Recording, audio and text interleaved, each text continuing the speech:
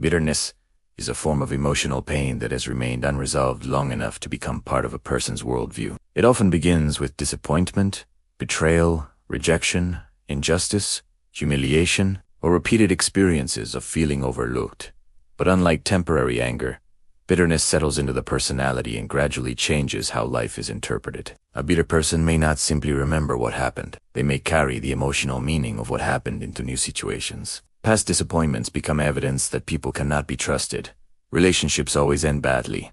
Effort is never rewarded, or life is fundamentally unfair. The mind begins filtering present experiences through old wounds, searching for confirmation of what it already expects. This creates a psychological environment where disappointment feels familiar and positive experiences can become difficult to fully accept. Bitterness often develops when a person feels they were denied something they deserved but never received acknowledgement, justice, compensation, or closure. The unresolved sense of unfairness keeps the emotional wound active. Even when the original event has passed, the person continues mentally returning to it because some part of them still expects reality to somehow correct what happened. This can produce chronic comparison, resentment, cynicism, distrust, and emotional withdrawal. The tragedy is that bitterness can gradually transform pain into identity. What began as something that happened to a person eventually becomes a way through which that person understands everything. The deeper psychology of bitterness involves the attachment to an imagined alternative reality.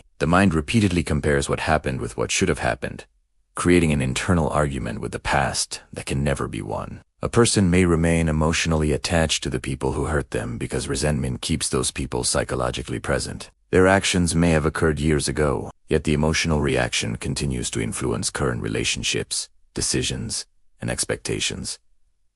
Bitterness can also provide a strange sense of protection. Expecting disappointment makes hope less dangerous. Distrusting people prevents vulnerability. Assuming failure reduces the risk of being surprised by it. Cynicism can therefore become a shield against further disappointment.